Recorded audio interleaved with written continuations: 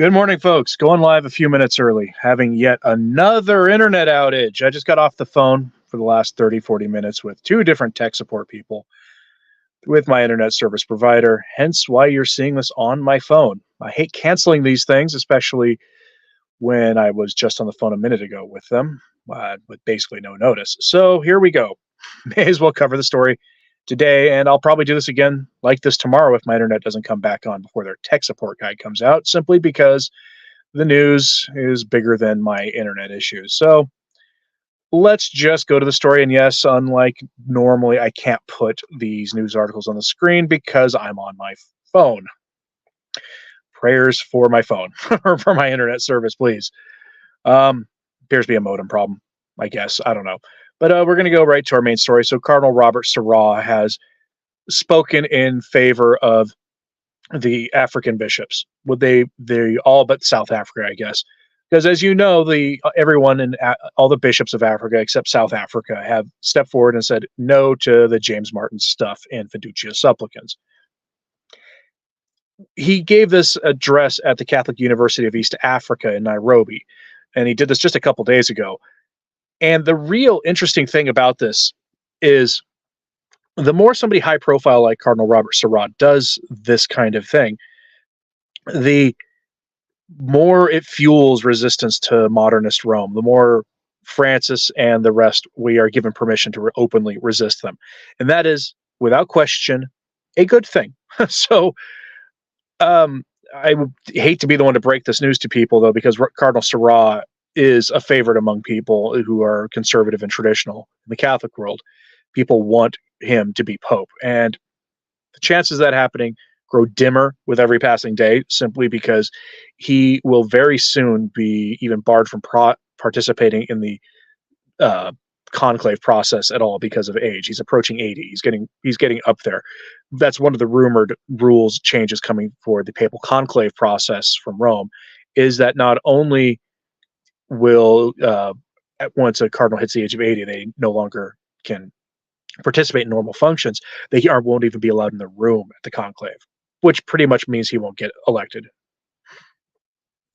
So, but yes, the other thought about this that I have that you should be warned of is when a conclave comes, you'll notice that most of the bishops we feature on this channel of the cardinals, they're all older. All of them are in their upper 70s. So bear that in mind as we continue through the dark days of the Francis pontificate. I don't know why my camera keeps shifting off my face like this. Not used to filming with my phone. I don't do selfies. It's just not my thing. So let's get to the news, though. The story comes to us from LifeSite News with the headline, Cardinal Sarah very proud of African bishops for rejecting Pope Francis' James Martin blessings. Again, he gave this at the Catholic University of East Africa in Nairobi as part of a Q&A for a theological symposium. There's not a full text of his address. I wish there was. That would be great. But we'll just go over the article here. He says, it comes again from LifeSite. It was published yesterday. And it goes, Cardinal Robert Sarah, former prefect for the Congregation for Divine Worship and the Sacraments, has said he is very proud that the African bishops have completely rejected the controversial Vatican document Fiducia Supplicans, which proposes the priestly blessings of couples in irregular situations and the double S type. I think Fiducia Supplicans has a response from the African bishops very clear, Sarah said. Emphasizing that the document lacks any foundation in scripture, he continued, and not only the African bishops, but many in Europe, in Kazakhstan, and Poland refused because the document has no scriptural basis, no theological basis. I was very proud to hear the African bishops rejecting completely this text, and many other bishops, even in Brazil, refused, so I think it seemed to me impossible to accept, he concluded.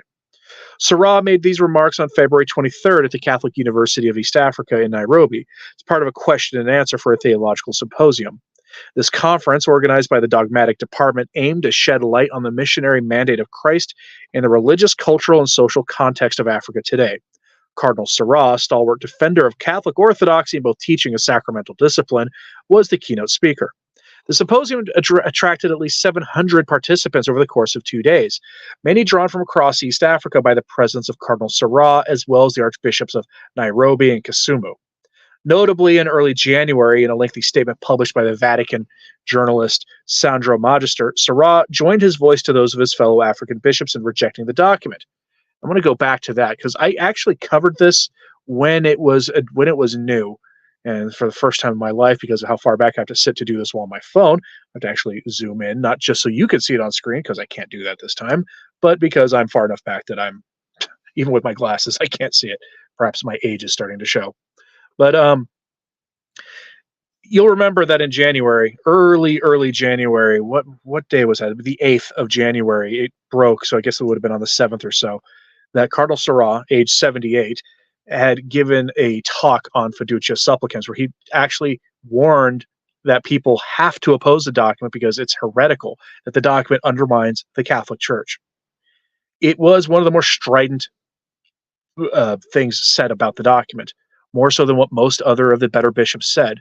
Now, he's free to do this because he's retired. He was forcibly retired by Francis from his various posts in the Roman Curia, and when he hits age 80, he won't be able to do much of anything.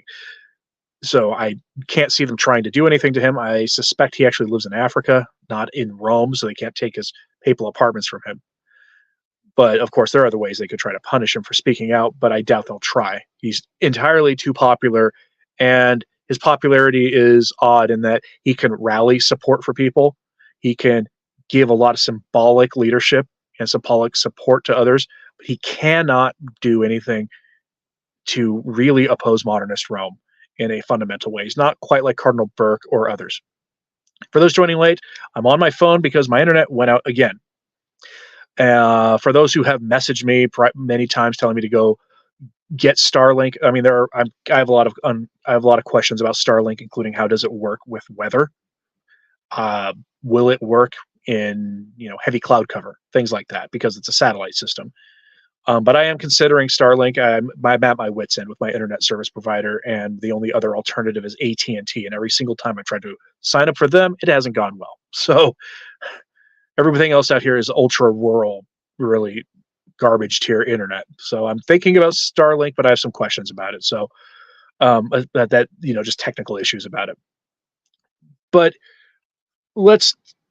his Christmas message was delivered a couple days before on the Feast of the Epiphany. And this thing is, and his is, of course, in French, because of course it would be. But in that, he reminded us that we have to resist the document, that it is heretical, that it essentially enthrones cultural relativism, and it enthrones moral relativism into the life of the church. And this document's really timely. This new thing from Cardinal Robert Sarah is really timely because we have seen some footage from these kinds of alleged blessings coming out in the last couple of days. There was one in Argentina that I saw. I think it was Argentina. It was South America. I think Brazil, actually, that it was showing up on Facebook, and it was pictures from a wedding. It was a James Martin type wedding with a priest. Yeah, the whole 9 yards. Now, he wasn't trying to be sacramental about it. He wasn't conducting a ceremony, but it was part of the ceremony. His blessing, the non-liturgical spontaneous blessing, was done as part of a very, very liturgical, non-spontaneous ceremony. Another one like this was in Spain, very similar. You've probably seen the footage online. I would show it to you if I wasn't on my phone. So Cardinal Sarah here, his address is extremely timely, and I think very good for this resistance to what we're seeing here from Rome, because we can't let this go away. The longer we now get from December 18th, when that document was issued, the more overt the heretical rulings are, the more heretical expressions of this document. We have seen it nothing more than just overtly liturgical things that look like holy matrimony. And Lynn just became a member. Thank you very much, Lynn. Greatly appreciated. Going to check the chat here. I have to take my glasses off to read, though. Next pope will hopefully make the Vatican administration a younger man or woman's game. These antiquated administrative clergy have lost touch with reality. Well, hopefully the next pope we get will be somebody who will be almost very consumed by cleaning out the Roman Curia. Somebody who will be not just like moderate or even like conservative. I think one of the worst things that we could have would be another Benedict XVI. And that's not a slight on Benedict. Benedict was a theologian first, it seemed like, and he didn't have the power to get rid of the lavender groups in the Roman Curia. The next pope has to do that. They have to be strong armed, and they have to be more than just like moderate to kind of conservative. They have to actually be willing to chase them out of the temple basically, and be like a fire breather. And I don't know who that would be. There's not a single person I can think of in the Roman Curia or among the cardinals who fits that bill. Not a single one. Okay, Ray says in January 1334, in complete opposition to John the 22nd, the faculty of theology at the Sorbonne stated that after death, the blessed souls are raised, the beatific vision. Right. So there was John the 22nd was a pope who at least flirted with heresy. I mean, he apparently believed in it, but he recanted, as the story goes on, in his final hours, which probably is why people have debated whether he was an anti-pope or not. John the 23rd allegedly solved that by taking the name John the 23rd. Common sense says we need a super conservative. I think we need a traditionalist. There's a difference between a traditionalist and a conservative. That's what we need. We need a Gregory the 17th or a Pius the 13th or like Leo the 13th was when he won the papacy, he was considered to be liberal for his time. Briefly. then he took, I guess he saw how bad the infiltration of the church was with the modernists and in the 1880s, and he tried to rein them in with his various papal decrees and things. For those joining us late, again, I'm on my phone because my internet is out. I spent like the last hour or so, 45 minutes before going live I'm dealing with the internet people, and they're going to have somebody here tomorrow morning. So I'll probably be live streaming on this again because there are just news stories that are too important for me not to cover. So, all right. So, but yeah, so Cardinal Sarah gives us that important bit of wisdom here, and it's a sort of reminder that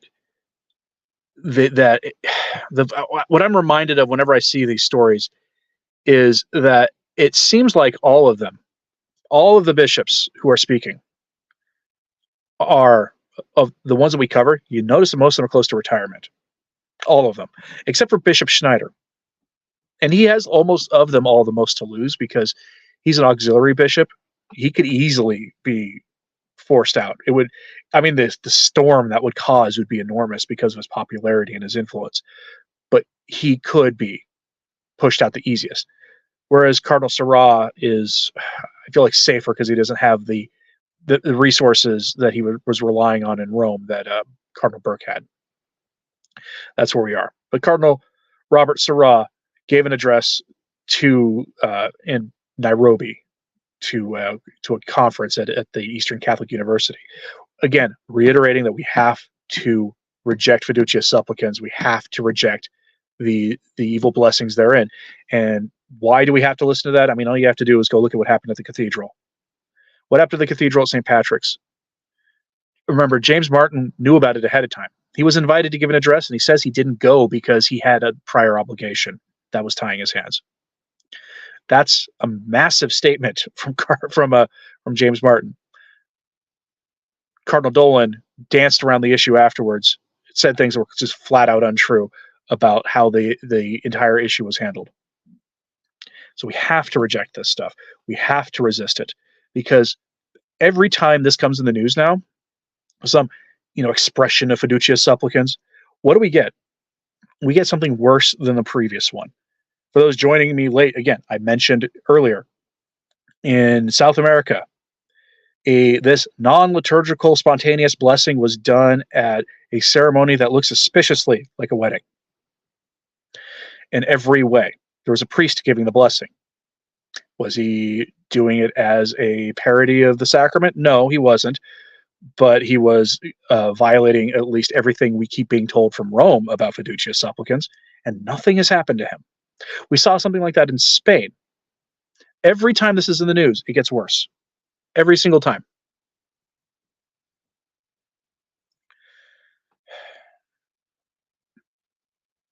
Roy Mack says Trent too, meaning Council of Trent, Pope or Pope Julius III or Pius IV might be on the horizon. Who knows? Possibly.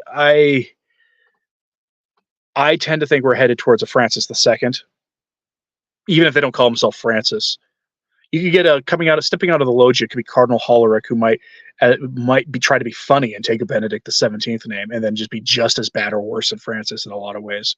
You could have a Cardinal Zuppi, who will be like everybody's nice Italian grandfather. He'll be much better in terms than Francis on his way of speaking to people. You're not going to get a lot of rigid clericalism stuff and evil bad trads and guardians of tradition stuff from him, but he will be like Francis in every other way. His administration of the Holy See, the way he tries to crack down on tradition in every other way. And there are a number of other Bergoglian cardinals who would be just like Francis in every other way. A lot of people think to save money is on a moderate. I don't know. I don't share their optimism on that, but we'll see. I don't think that's something we need to worry about too much until 2026, 2027, somewhere around there. But I've been wrong before. I have definitely been wrong before.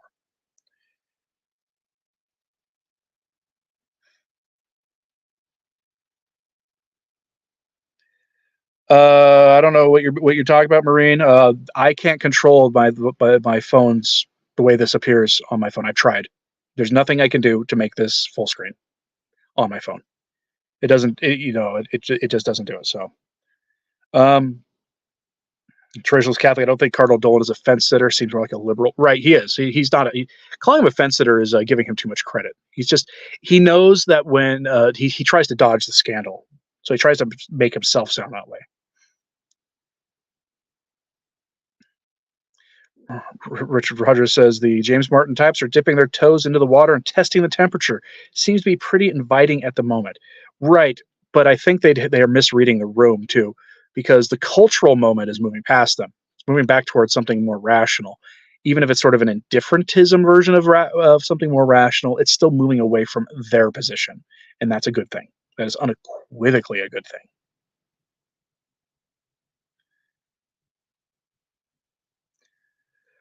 He says the message of Our Lady are right, then we might not have another pope in the common sense. The mystic stuff that you see people citing, the one that I reject, the one I really reject is St. Malachi, because it doesn't fit with Catholic prophecy and it's got a dubious origin at best. But the messages of Our Lady point to a spiritual chastisement, which we seem to be going through right now, leading to a material chastisement, leading to a period of restoration and rebuilding afterwards. It's the material chastisement that a lot of people spend a lot of time thinking about, but they don't think about the logical meaning of it. So I think that's where we're headed. I do think there will be new and better popes in the future, but I think we're headed towards something pretty bad at the end of the decade. But again, I don't make concrete predictions. I am not a prophet. David Wilson says the St. Malachi is a bit of a cut and paste. That is a good way to describe it. It's also weird that when you read the St. Malachi prophecy, that it's very clear on the popes who preceded when it was found. But as soon as you get past the one it was found, all of a sudden you get ambiguity and things, almost as if it was fake. It's just one of those that's persisted. And again, it doesn't fit Catholic prophecy, because Catholic prophecy across the board talks about how there will be a chastisement, and then after the chastisement, there will be more popes, more than what we've had. So, Giga Chat, I am not a sedevacantist. I don't share the sedevacantist opinion. I can see sedevacantism for a decade or something, one papacy, but I can't see it for 60 years. That doesn't seem to make a lot of sense to me. Lynn Oz says that material chastisement could well be on the way. Certain Mr. Fence Door, as I always like to call him, wants to block the sun. Yeah, I remember reporting on that in a short-lived series I had. Maybe I should bring that back. The End Times Watch stuff, where powers that shouldn't be have to get these terrible, terrible ideas in their head about things they want to do. That's definitely one of them. But I tend to think more like our rulers we're going to get the conflict that they want. They very clearly want one, and I think they're going to get it at some point in the next few years, and it's going to go very badly for them. go very badly for everybody.